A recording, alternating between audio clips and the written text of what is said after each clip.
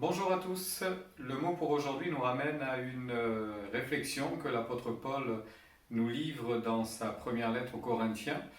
Et je vais me servir de celle-ci pour revenir également sur un des événements de la vie de l'Église qui est tout récent, puisque vous le savez, nous avons deux frères et sœurs de l'Assemblée âgés qui ont terminé leur pèlerinage ici-bas et qui maintenant sont au ciel.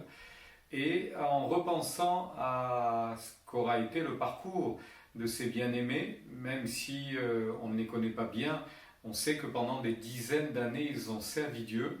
Cela nous ramène à cette réalité, qu'est-ce qui restera à la fin de notre parcours et de notre marche avec Dieu.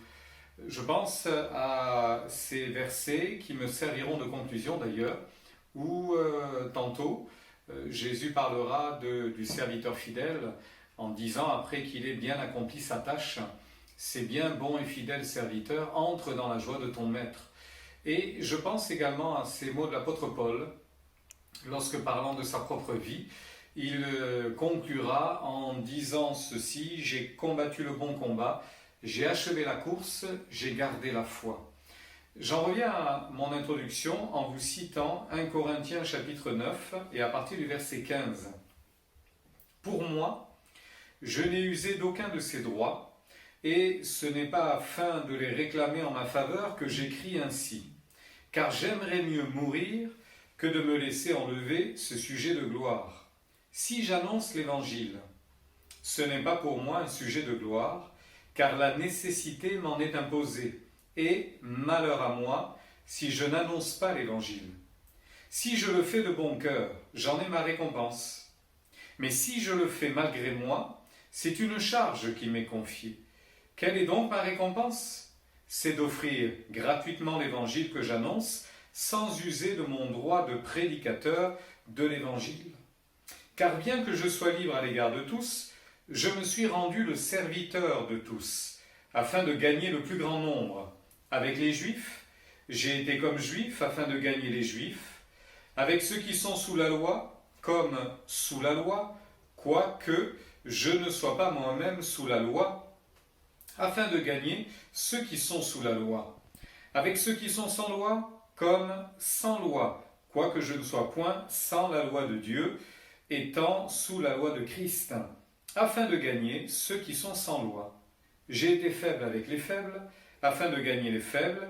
Je me suis fait tout à tous, afin d'en sauver de toute manière quelques-uns. Je fais tout à cause de l'Évangile, afin d'y avoir part. Moi donc je cours, non comme à l'aventure, je frappe, non comme battant l'air. Voilà, résumé, la pensée de l'apôtre Paul: courir, mais non pas pour rien, et se battre, non pas n'importe comment, et non pas comme frapper en battant l'air, mais en ciblant véritablement. Cela m'amène à ceci dans l'annonce de l'Évangile.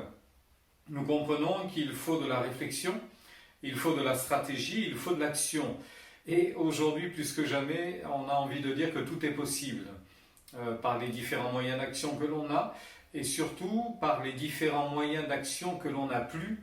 Il faut inventer, il faut innover, il faut créer, il faut imaginer d'autres moyens pour atteindre ceux qui sont autour de nous par l'Évangile. L'impératif, on le connaît tous, annoncer l'Évangile.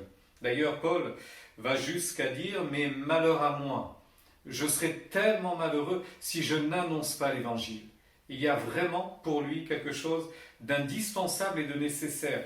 Et si je vous ai lu tout le passage, c'est pour vous faire remarquer ce qu'il met en avant dans sa motivation d'annoncer l'Évangile. Et c'est très clair, hein, c'est très simple. Il dit qu'il faut le faire de bon cœur. Si c'est par contrainte, ça ne sert à rien finalement. Il faut le faire de bon cœur. Il faut le faire en étant serviteur des autres, pour ainsi dire rendre service en annonçant l'Évangile. Il faut être ouvert, à l'écoute, voire même à la hauteur. C'est assez surprenant quand il dit « avec les Juifs j'ai été comme Juif, avec ceux qui sont sans loi comme étant sans loi, quoique je ne sois pas sans loi. Avec ceux qui sont sous la loi, j'ai fait comme si, mais moi, je n'ai pas d'autre loi que la loi de Christ. On voit quelqu'un qui est fort quand il le faut, et il dira faible quand il le faut aussi. Je préfère d'ailleurs l'expression rempli d'amour, puisque par ailleurs l'apôtre Paul dira qu'il nous faut, nous qui sommes forts, accueillir ceux qui ne le sont pas, ceux qui sont faibles. Donc quand il dit « j'ai été faible avec les faibles », je comprends par là que rempli d'amour, il a accepté les faiblesses des autres, non pas pour qu'ils ne changent pas, mais pour qu'ils parviennent au changement et que tout cela soit fait avec beaucoup d'amour. Et puis, quelle humilité, puisqu'il finira par dire « je fais tout à cause de l'Évangile afin d'en sauver quelques-uns ». L'apôtre Paul, qui aurait pu prétendre « je veux en sauver des milliers » et je vous annonce que je vais en sauver des milliers, a l'humilité de dire que quand bien même, et nous le savons d'ailleurs, son ministère a été retentissant, pour lui ce ne sont que quelques-uns parmi ces milliers qui échappent aux voies du salut, qui ne veulent pas de la grâce et qui partent malheureusement pour le jugement éternel. On voit l'apôtre Paul, et en cela il est pour nous un modèle bien évidemment. On voit l'apôtre Paul se donner les moyens qu'il faut pour atteindre sa génération. Alors j'en viens à cela et je conclurai là-dessus. Il nous faut courir, non pas à l'aventure, battre, mais non pas comme battant l'air, frapper, non pas comme battant l'air. Il nous faut être intelligent, efficace, pour que des vies soient sauvées. Et aujourd'hui, tout est ouvert. Nous avons les nouveaux médias qui nous aident à le faire, et d'ailleurs, la preuve en est cette vidéo qui va être sur le site, que vous allez consulter, peut-être même que d'autres la consulteront sans qu'ils ne nous connaissent. Certains vont aller sur les sites internet, vont essayer de chercher à connaître le salut. Nous avons les moyens pour cela. Maintenant, tous ces moyens dans lesquels nous nous investissons, nous devons le faire avec cœur, nous devons le faire avec un esprit ouvert, nous devons le faire avec l'âme du serviteur, être fort quand il le faut, faible quand il le faut, mais tout cela dans un seul but, évidemment. On revient toujours à cela. Deux objectifs sont visés.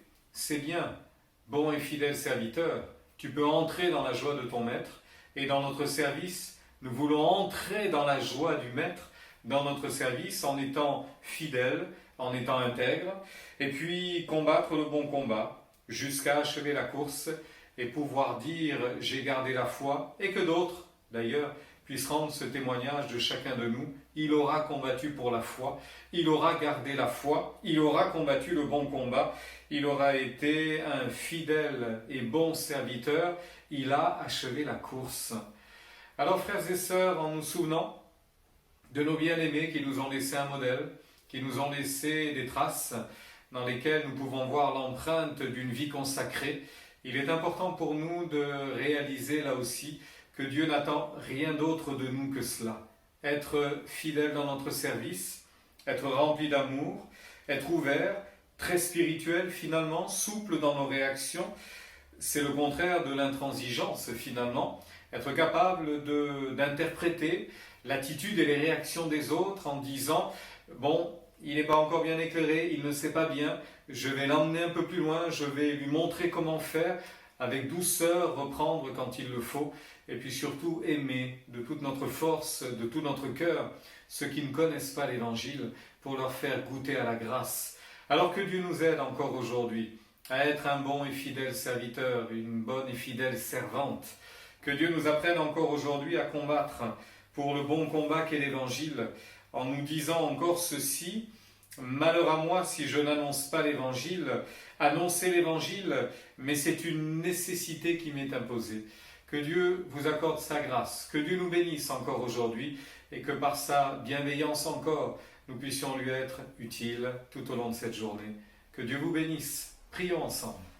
Notre Dieu, notre Père, nous te rendons grâce pour ta fidélité. Nous te remercions pour ta bonté et nous te remercions pour ces quelques instants, courts instants de méditation. Oui, nous voulons être agréables et nous voulons être comme il le faut avec les gens que l'on rencontre. Cela signifie avoir des attitudes quelquefois différentes, mais non pas en baissant ce qu'est le niveau de l'engagement de la foi, mais en permettant à quelques-uns de comprendre le message de l'Évangile, de le rendre audible et compréhensible pour ceux qui sont autour de nous. Merci parce qu'aujourd'hui, je ne courrai pas à l'aventure, je ne vais pas frapper comme batte en l'air, mais je vais après m'être assis pour avoir calculé la dépense, je vais œuvrer. Et nous voulons tous ensemble œuvrer pour t'être utile aujourd'hui, qu'à la fin de cette journée, des hommes et des femmes t'aient trouvé, t'aient rencontré d'une façon ou d'une autre. Ce sera là notre joie. Merci pour la croix, merci pour ce message qui ne change pas, merci pour la vérité qu'il y a dans ce tout est accompli que tu prononces au calvaire, que ton nom soit béni, et merci pour ton soutien et ton appui de chaque instant et pour ta présence dans nos vies aujourd'hui, qu'à ton nom seul revienne toute la gloire, notre Dieu. Amen.